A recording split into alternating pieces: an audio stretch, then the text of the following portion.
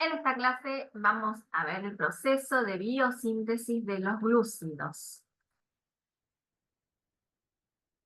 Em, las fuentes de glucosa que nosotros tenemos vienen a partir de la síntesis, como vamos a ver en esta clase, la gluconeogénesis que se llama, pero también puede provenir de la degradación del glucógeno, es decir, la glucogenólisis, y también puede provenir la glucosa proveniente de la dieta. Ustedes saben que nosotros comemos alimentos con diferentes hidratos de carbono, entre ellos, por ejemplo, el almidón. Ese almidón es una partícula enorme de cadenas de glucosa lineales y ramificadas, y al digerirlas, esas cadenas se van degradando, se van cortando y van formando pequeñas unidades de glucosa o disacáridos que se absorben a través de la pared intestinal.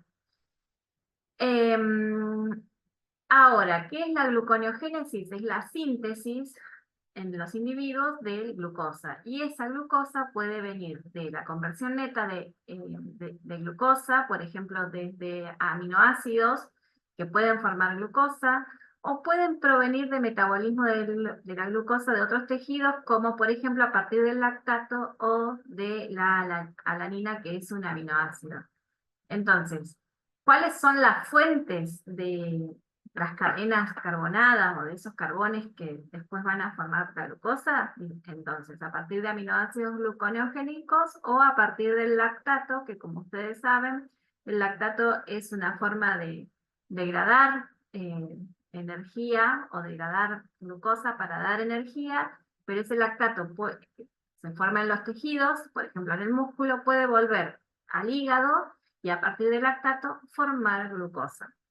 Y se hace como un círculo en el que permanentemente se genera esta fuente de energía que puede ir de nuevo a los tejidos y dar más ATP. La biosíntesis de la glucosa o de los glúcidos en general, como toda biosíntesis, es un proceso anabólico. Por lo tanto, va a requerir ATP, va a requerir NADH y también va a requerir NADPH, que es otro transportador de electrones. Por lo tanto, como son rutas de síntesis, son anabólicas y decimos que son vías reductoras, ¿sí? Todas las que son de degradación son de oxidación, mientras que las de síntesis son de reducción, son vías reductoras. Y como también hemos visto, algunos pasos de la gluconeogénesis se comparten con los de la glucólisis. Hay algunas vías que son reversibles, donde hay una enzima que puede generar un paso inverso, es decir, como son vías reversibles de ida y de vuelta, estas vías son compartidas.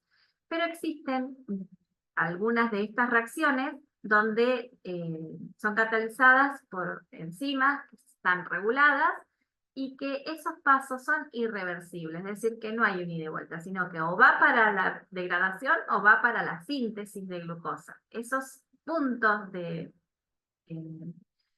enzimáticos son los puntos de regulación de ambas vías y están reguladas recíprocamente, es decir, que cuando una de las vías está activa, la otra está inactiva o inhibida. Bien, entonces la gluconeogénesis es el proceso de formación de glucosa a partir de precursores que no son carbohidratos. Sabemos que tanto en el cerebro, como en el sistema nervioso, como en la médula renal, los testículos, los eritrocitos y algunos tejidos embrionarios, la glucosa es la única fuente, o si no es la única, va a ser la principal fuente de energía. Por lo tanto, en caso de que se nos acabe la glucosa que proviene del glucógeno o la glucosa que proviene de la dieta, tenemos que tener alguna alternativa para poder sintetizarla. La importancia biológica es que, como ya hemos mencionado, la glucosa es la fuente principal de energía. Por lo tanto, se necesita constantemente el aporte de glucosa a ciertos tejidos, como el cerebro, como los eritrocitos, donde es la única fuente o único combustible de energía. Y este consumo es en forma constante. Si nosotros medimos la cantidad de glucosa que se consume por día en el cerebro, es de 120 gramos por día, y los líquidos corporales contienen reservas de glucosa de 20 gramos por día. Y si pensamos en glucógeno, tenemos alrededor de 160 gramos.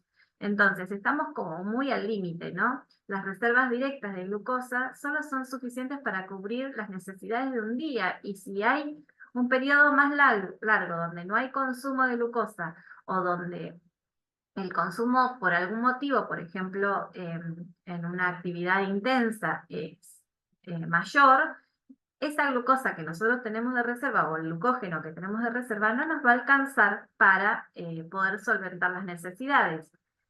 Las situaciones en donde se activa la gluconeogénesis van a ser condiciones de ayuno prolongado o entre las comidas o después de un ejercicio vigoroso, ¿sí?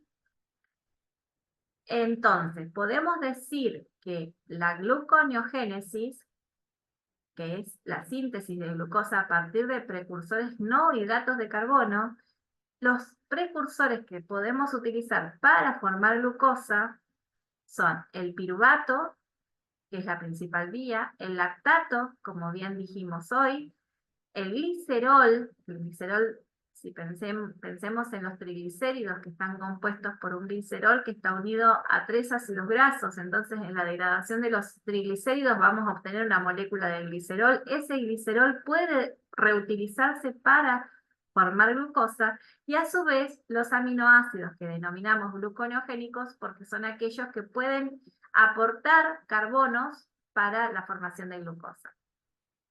La gluconeogénesis elimina el lactato producido por los músculos y los eritrocitos y el glicerol producido por el tejido adiposo.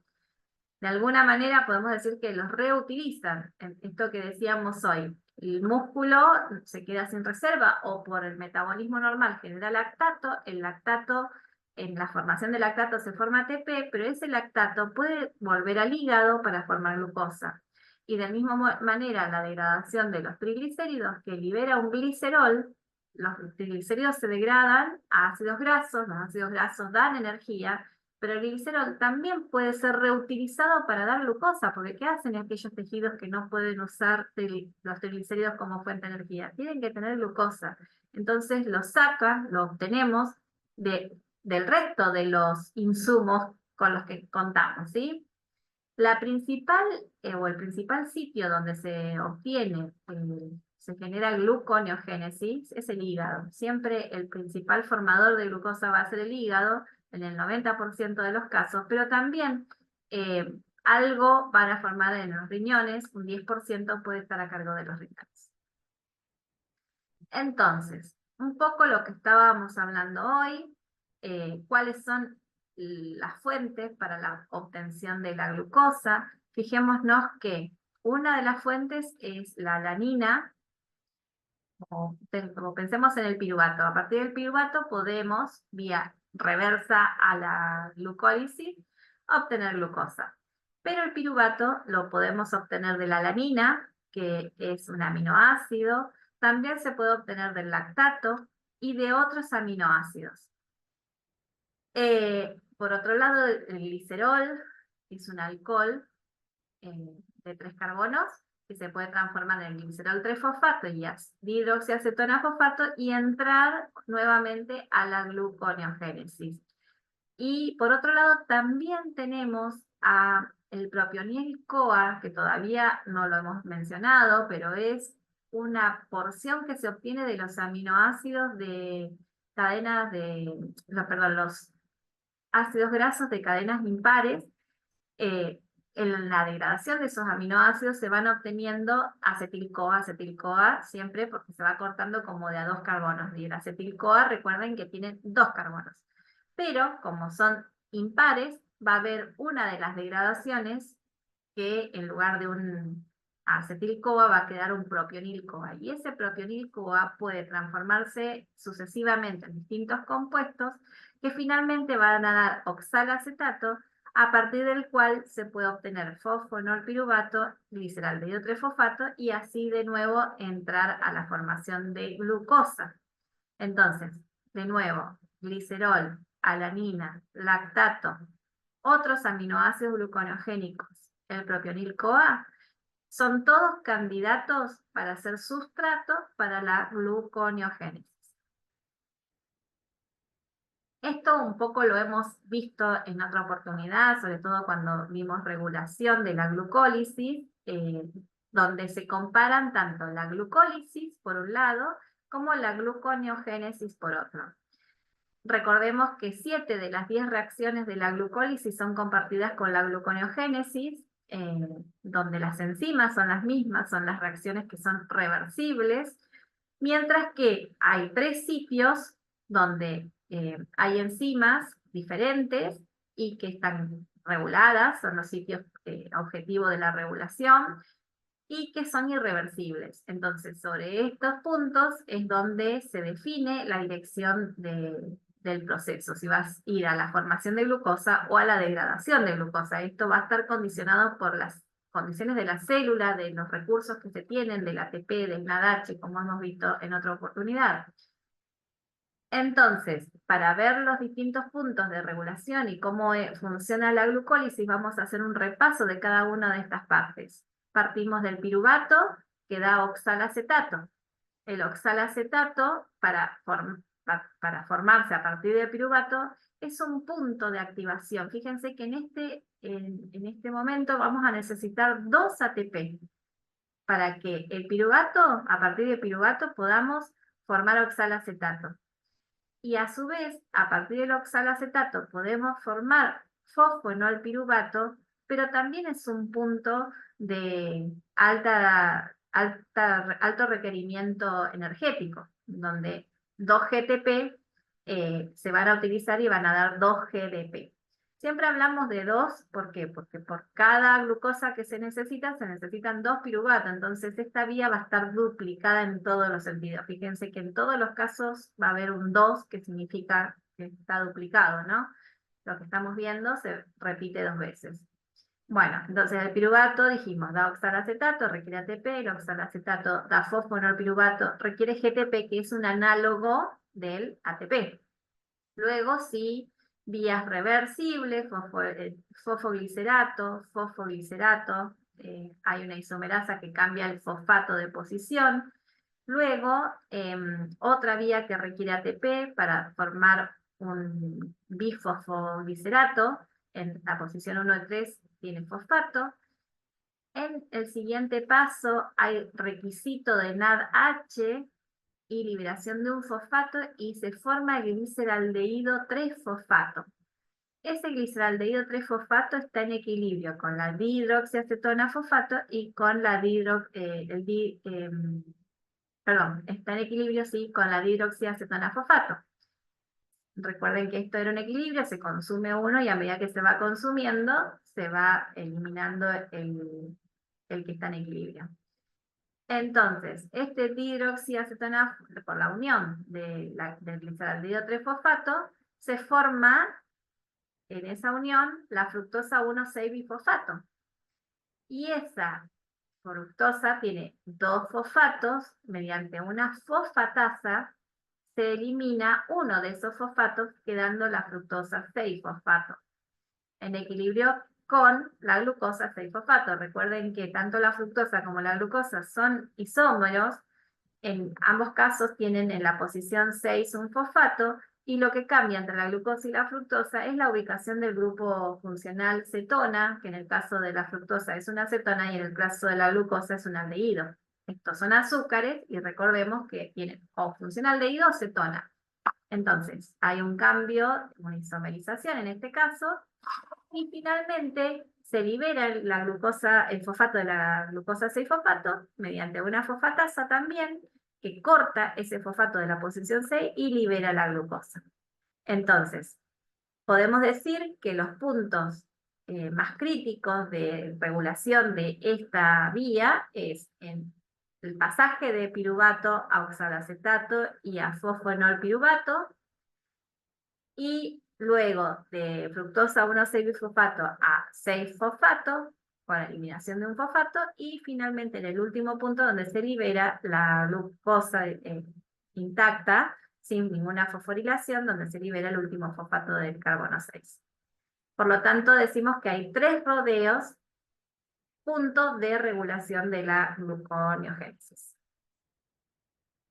Un poquito vamos a ir recorriendo estos 3 rodeos. El primer rodeo es de piruvato a fosfoenol piruvato. Vamos a volver un poquito para acá. De piruvato a fosfoenol piruvato, donde vemos que hay un pasaje a oxalacetato entre medio. Bueno, piruvato,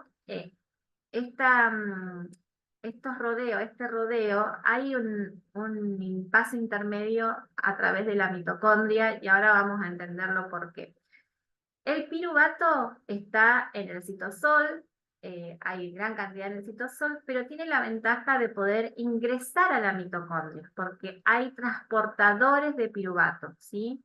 No hay transportadores para oxalacetato, entonces lo que va a ocurrir es que el piruvato entra a la mitocondria y en la mitocondria, mediante la carboxilación del piruvato, se agrega un carbono más y se forma el oxalacetato. Recordemos el oxalacetato ahí por el ciclo de Krebs, si lo tienen presente, hay enzimas que forman el oxalacetato en la mitocondria. Y en la misma mitocondria, la formación de malato, por una enzima que es una deshidrogenasa, hace que el NADH pase a NAD+. Y también, otra vez, tenemos transportadores de malato desde la mitocondria al citosol. Entonces, este malato que está en la mitocondria pasa al citosol, puede transformarse nuevamente en oxalacetato. Fíjense que es la vía inversa. Pero, ¿qué sucede? En este caso, en la mitocondria consumió NADH para luego, en el citosol, liberar ese NADH. Es repetir una reacción en su forma inversa. ¿Para qué? Para transportar de alguna manera el NADH que está en la mitocondria hacia el citosol. Entonces, ¿y por qué? Porque lo necesito, como es una reacción de reducción, la gluconeogénesis es una reacción reductora, necesito poder reductor, y el poder reductor lo tengo en el NADH. ¿Por qué? Porque llevan electrones. Al llevar electrones, pueden reducir algunos pasos donde se requiere el NADH, que ya vimos, a ver, por acá, acá en este paso, donde necesitamos NADH, pero ese NADH lo tenemos que obtener de algún lugar. Entonces, este paso intermedio a través de la mitocondria nos permite obtener ese NADH necesario para la reducción. ¿Y por qué de la mitocondria? Porque en la mitocondria tengo muchísimo NADH. Entonces, es una forma de poder traslocar ese NADH hacia el citosol. La piruvato carboxilasa es una enzima que está regulada en la gluconeogénesis. Y tengamos en cuenta que si no tenemos NADH, no puede haber síntesis de glucosa. Entonces, es un paso clave que ocurre en la mitocondria para poder después sintetizar la glucosa. Entonces, acá estamos en el punto de fosfoenolpiruvato, que sería en este punto, y después continúa el resto del ciclo o de la serie, ¿no? De la vía de la glucólisis, porque aún estamos acá en el primer rodeo. Una alternativa a este rodeo es, en vez de partir de piruvato, es partir de lactato, donde nosotros sabemos que con la lactato deshidrogenasa obtenemos el NADH. Y ese piruvato que puede pasar a través de la mitocondria, dar oxalacetato, directamente da el fosfoenolpiruvato que luego va a seguir la vía de la gluconeogénesis. En este caso no es necesario un pasaje de NADH a NAD+, y luego el inverso. ¿Por qué? Porque en este paso previo, que esto lo hemos visto cuando vimos la fermentación láctica, como la formación de lactato a piruvato, podíamos recuperar el NADH para después la síntesis de glucosa. Entonces, en realidad hay pasos intermedios necesarios, pero no para obtener el NADH, que ya lo tenemos con la lactato deshidrogenasa directamente. Bien, primer rodeo.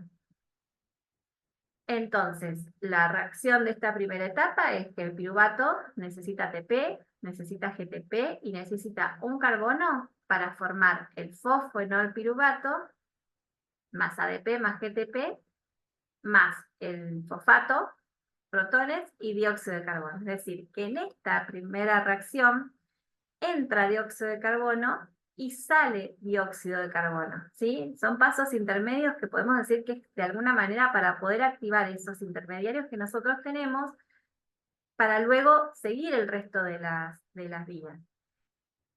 Nosotros sabemos que la relación de NADH, NAD+, en el citosol es 10 a la 5 veces menor que en la mitocondria. Esto que decíamos hoy, la cantidad de NADH que hay en la mitocondria es muchísimo más alta en la mitocondria que en el citosol. Por eso es necesario sacar de alguna manera ese NADH, que luego lo necesitamos en pasos posteriores. Por lo tanto, el traspaso de malato a oxalacetato y este pasaje intermedio a través de la mitocondria nos permite obtener esos equivalentes NADH necesarios posteriormente. Bueno, esto ya lo explicamos recién, así que no vamos a volver a decirlo. Y el segundo rodeo es el que pasa de la fructosa 1,6-bifosfato a fructosa 6-fosfato, donde acá tenemos la pérdida de un fosfato en hidrólisis, ¿sí? En la vía inversa de la glucólisis, en la vía inversa de la glucólisis, recordemos que estaba catalizado por la fosfofructoquinasa 1, que decíamos que es la enzima que está más controlada en la regulación. Bueno, en este caso, la enzima es otra, es la fructosa 1,6-bifosfatasa. ¿Por qué? Porque sacamos un fosfato. Y nos va a quedar solamente la fructosa 6-fosfato, que tiene la fosforilación en el carbono 6 de la fructosa. Bien. El tercer rodeo ya es el último. Fíjense que teníamos, si podemos verlo de nuevo, en el esquema inicial, tenemos un rodeo regulación en el inicio de todo el proceso, uno intermedio donde está finamente regulado. Recuerden que acá también teníamos algunas vías que salían hacia la vía de las pentosas fosfato, es decir, que son puntos de regulación porque no todo termina en estas vías solamente, sino que también tenemos vías anexas. Y finalmente, el último paso, que es la de la liberación del fosfato, que es lo que vamos a ver ahora en esta presentación de acá, el tercer rodeo, es la desfosforilación de la glucosa 6-fosfato por la glucosa 6-fosfatasa. Siempre fosfatasa es una hidrólisis del fosfato. Se libera ese fosfato de carbono 6 dando glucosa. Y esta enzima está principalmente en los lugares donde hay gluconeogénesis, que es en los hepatocitos y en los riñones. El resto de los tejidos directamente reciben la glucosa a través del torrente sanguíneo, liberado principalmente por el hígado, a través de las vesículas que se forman en el retículo endoplasmático liso, ¿sí? ¿Se acuerdan de esto? Cuando veíamos la célula, teníamos el retículo endoplasmático rugoso, donde teníamos las proteínas que se formaban en los ribosomas, después el retículo endoplasmático liso, donde teníamos como un reacomodamiento de esas proteínas, pero también había síntesis. Bueno, en el retículo endoplasmático liso también está esta enzima, que es la glucosa 6-fosfataso, que permite cortarle la glucosa, el fosfato a la glucosa 6-fosfato y mandarla a través de las vesículas hacia la membrana y hacia el exterior para el torrente sanguíneo y así llegar a otros tejidos. Un poco lo que está acá, ¿sí? Fíjense cómo esta enzima corta el fosfato de la glucosa 6-fosfato y libera la glucosa a través del retículo endoplasmático y luego a la sangre. Bueno, ¿cuál es el costo de la gluconeogénesis? Ya sabemos que al ser una vía anabólica va a requerir energía y el costo son 4 ATPs, 2 GTPs y 2 NADH. Por otro lado, recordemos que en la glucólisis de glucosa a piruvato se formaban 2 ATP. Bueno, acá el costo para formar glucosa es un poco más caro que lo que obtenía de la glucólisis, ¿no? y tiene un delta G negativo de menos 63 kilojoules, que como recordarán, cuando hablamos de delta G menor de 0, se trata de reacciones espontáneas, es decir, que pueden ocurrir en la naturaleza, y que aseguran que esa reacción es irreversible. Bien. ¿De dónde viene? Dijimos que los otros sustratos, ya un poco lo hablamos al comienzo, precursores de la gluconeogénesis, teníamos el lactato, que ya lo vimos, y el glicerol, que como mencionamos hace un rato, viene de los triglicéridos, donde el corte de esos ácidos grasos nos libera un glicerol o glicerina, que mediante procesos enzimáticos, fíjense como el glicerol, que tiene 3 alcoholes, se puede fosforilar en una primera instancia y luego dar dihidroxiacetona fosfato para posteriormente continuar la vía de gluconeogénica a partir del glicerol 3-fosfato. Este proceso requiere ATP y forma NADH. Forma NADH. Bien. Otros intermediarios que pueden participar en la gluconeogénesis parten de algunos aminoácidos que llamamos glucogénicos o gluconeogénicos, que son aquellos a partir de los cuales nos dan intermediarios en esta vía del ciclo de Krebs, fíjense, que finalmente pueden dar oxalacetato, y como vimos, el oxalacetato forma malato, el malato puede salir de la mitocondria y continuar la vía de la gluconeogénesis, esto que veíamos. Lo voy a mover para que lo recuerden. ¿Ah? Oxalacetato, fíjense que los intermediarios que me pueden dar oxalacetato indefectiblemente me pueden llevar a la gluconeogénesis, porque el oxalacetato es uno de los intermediarios de ese primer rodeo que mencionamos hoy. Entonces, si forman oxalacetato, formamos glucosa.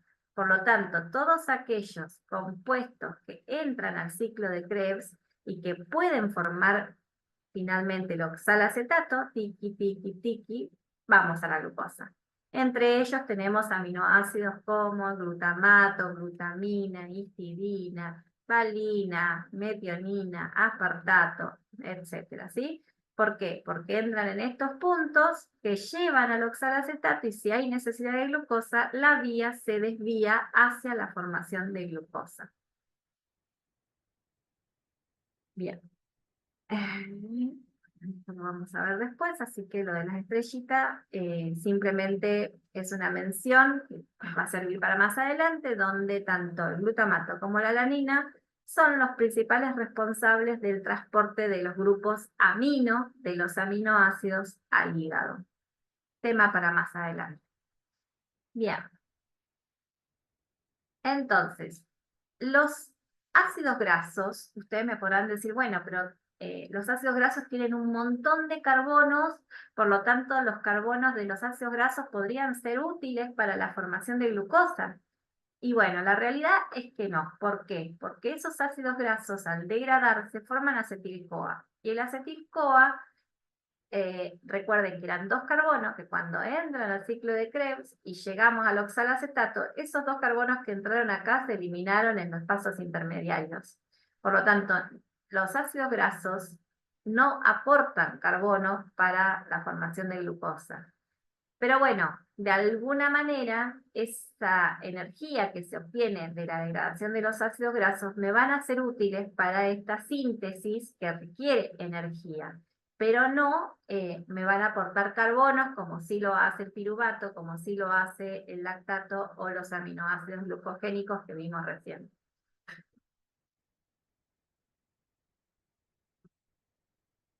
También hemos visto cómo el lactato, y también ahora vamos a ver la alanina, de alguna manera ocurren procesos en diferentes tejidos, en el músculo y en el hígado, y que están interconectados entre sí para finalmente llevar a la síntesis de glucosa, que es esta molécula tan requerida en algunos tejidos como fuente única de energía o principal fuente.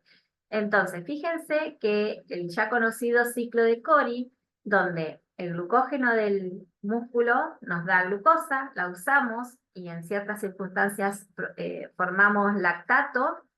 Ese lactato del músculo, perdón, estamos acá, me ubiqué mal, la glucosa, el glucógeno forma glucosa, la glucosa forma lactato, y ese lactato se puede liberar a la sangre y a través de la sangre llegar al hígado. Y en el hígado, ese lactato lo reutilizamos para formar glucosa.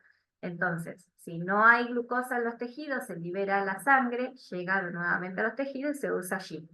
Pero si hay glucosa, lo almacenamos. Entonces es como un ida y vuelta de esta fuente energética tan requerida. Del mismo modo, de una forma indirecta, también ocurre algo similar con los aminoácidos. Fíjense que la glucosa, por la glucólisis, nos da piruvato, pero el piruvato, mediante el agregado de un grupo amino, que lo transporta el glutamato, que hoy les decía es una forma de transporte de grupos aminos, se transforma en alanina. Y la alanina lo que tiene es que es una molécula pequeña y que se transporta en la sangre fácilmente y que llega al hígado muy fácilmente. En el hígado vuelve a ocurrir un proceso inverso, donde entrega el grupo amino a un acetoácido, forma de nuevo el glutamato y de esa manera se reconvierte en piruvato, que como sabemos vuelve a dar glucosa y otra vez tenemos este ciclo. Entonces, fíjense que tanto el ciclo de Cori como el ciclo de la alanina, glucosa, de alguna manera permite el transporte de estas moléculas que utilizamos en los tejidos para dar energía y vuelven, se transforman en moléculas que difunden fácilmente a la sangre, que pueden volver al hígado y en el hígado retransformarse en esta fuente tan requerida de energía que es la glucosa. Entonces, tanto el ciclo de Cori como el ciclo de la alanina glucosa, de alguna manera nos permite transportar estos esqueletos carbonados al hígado para reutilizarse en la síntesis de glucosa. Bueno, la regulación, algo que hemos visto, principalmente pensemos cuáles son los principales puntos de regulación, que son los 3 rodeos. En el primer rodeo tenemos la piruvato carboxilasa y la fosfonol-piruvato carboxilasa. En el segundo, una bifosfatasa. Y en el tercero también teníamos una fosfatasa que cortaba el fosfato del carbono 6. Pensemos en que acá estamos formando glucosa. Formamos glucosa cuando no necesitamos energía, ¿no? O cuando la energía la necesitan otros tejidos, ¿sí? Entonces, fíjense que si tenemos acetil-CoA y tenemos citrato, ¿qué significa? Que la vía del ciclo de Krebs tiene bastante provisión, tiene como, está activa, tiene bastantes componentes, entonces no necesito glucosa para degradarla. Entonces, si no la necesito para degradar, la voy a formar para después tener en donde lo necesite en otro organismo o en otro órgano. Entonces, tanto el citrato como la acetil-CoA nos están hablando de que hay suficiente sustrato para el ciclo de Krebs, por lo tanto, no sigo degradando glucosa, por el contrario, la voy a sintetizar. Ahora, ¿qué pasa cuando tengo mucho ADP y mucho AMP, que son de la degradación del ATP? Está hablando de que hay hay mucho uso del ATP, por lo tanto, no voy a formar glucosa. ¿Por qué? Porque la necesito para degradarla, ¿sí? Esa sería como el razonamiento. Bueno, un poco... Regulación hormonal. Esta vía, como hemos visto también para la glucólisis, uno de los reguladores más importantes es la insulina y el glucagón. El mantenimiento de los niveles normales de glucosa es una condición indispensable en todos los organismos y por lo tanto requiere no solamente la regulación enzimática, sino también la regulación a través de ciertas hormonas. Cuando disminuyen los niveles de glucosa sanguínea, lo que se va a liberar a partir del páncreas es el glucagón. El glucagón indica al hígado que se produzca y libere más cantidad de glucosa. Entonces, al liberarse glucosa, se van a normalizar esos niveles de glucemia. Por el efecto contrario, la insulina, cuando hay gran cantidad de glucosa, se libera insulina a través del páncreas y Eso permite que la glucosa sanguínea ingrese a las células. Bien, por otro lado, ya que estamos hablando de síntesis y tenemos suficiente cantidad de glucosa, el paso siguiente sería, bueno, formemos entonces glucógeno, hablamos entonces de la glucogenogénesis, donde en este caso vamos a necesitar un grupo que se llama grupo activador, donde es un nucleótido que está unido a una glucosa. Fíjense, UDP de uracilo, UDP, uracilo difosfato.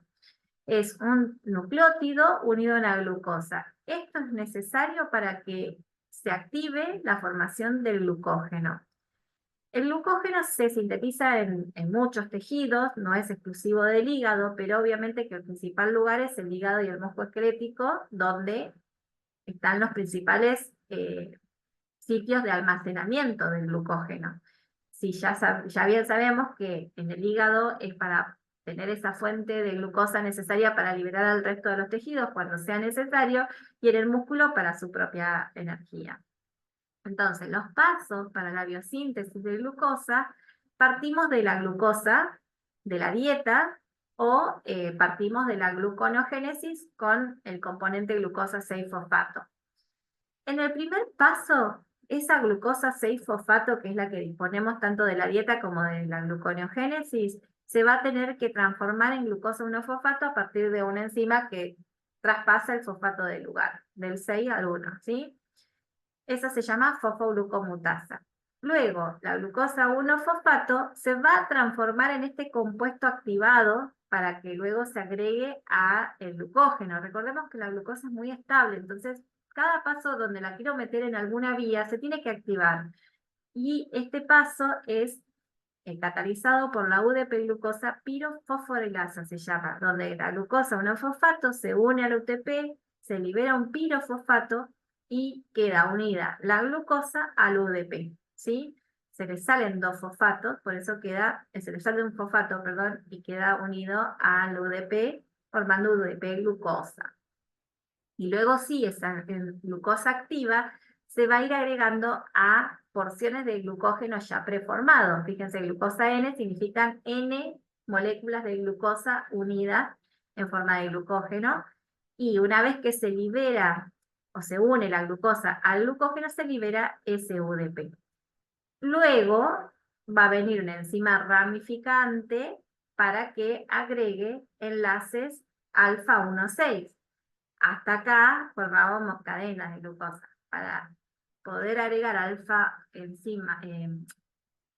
glucosas en forma ramificada, tenemos que agregar enlaces alfa 1,6. ¿Sí? Recuerdan cuando vimos la molécula del glucógeno, que está formado por los enlaces lineales alfa 1,4 y las ramificaciones son alfa 1,6.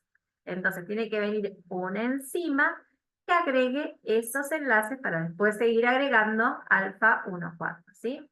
Entonces, repasando la gluconogénesis, partimos de la glucosa de la dieta o de la glucosa que se forma a partir de gluconogénesis en forma de glucosa 6-fosfato, se transforma en 1-fosfato, se agrega al UTP para activarlo, se forma UDP-glucosa y esa UDP-glucosa se va a ir agregando al glucógeno. Y a su vez, a través de la enzima ramificante, se va a ir agregando ramificaciones a esa cadena de glucosa.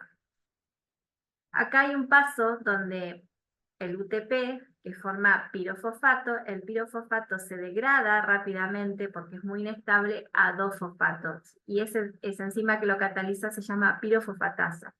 ¿Y por qué lo ponen en general? Porque esta reacción, este compuesto es muy inestable, se tiene que degradar y esta es la fuerza impulsora para que este proceso ocurra. Bien, ahora, estas enzimas que van agregando esa UDP-glucosa, lo puede hacer una enzima que se llama glucógeno sintasa, ¿sí? Perdón, que acá no la mencioné, pero es esta enzima que tenemos acá, donde va agregando las UDP-glucosa en forma lineal a la ya sintetizada. Pero, ¿qué sucede? Esta glucógeno sintasa no puede empezar desde cero, no puede agregar glucosa desde cero, necesita una cadena ya preformada de glucosas, donde pueda ir agregando esos residuos de glucosa a medida que los va obteniendo. Eso que necesitamos preformado de glucosa se llama glucogenina. La glucogenina es una proteína que contiene unos 4 o 5 residuos de glucosa, donde o a partir de la cual la glucogenosintasa puede ir agregando esas unidades de glucosa, ¿sí? Es decir, que la glucogenina es ese cebador, esa proteína que tiene pegadas unas glucosas, a donde esta enzima que va a ir agregando al glucógeno se lo puede ir insertando. ¿Qué queremos decir? Que adentro de todo ese glucógeno vamos a tener una pequeña proteína que se llama glucogenina pegada con unos restos de glucosa pegados, ¿sí? Bueno, entonces, si tenemos que ver cómo es la regulación, la glucógenosintasa es esta enzima que va agregando UDP glucosas al glucógeno, es activado por insulina y es inhibido por glucagón en el hígado y en el músculo. Mientras que la degradación del glucógeno, por el contrario, la glucógeno fosforilasa, si recuerdan, es la enzima que iba cortando las glucosas, es activada por glucagón porque se necesita glucosa, es activada por adrenalina cuando el músculo requiere energía y es inhibida por insulina tanto en el hígado como en el músculo.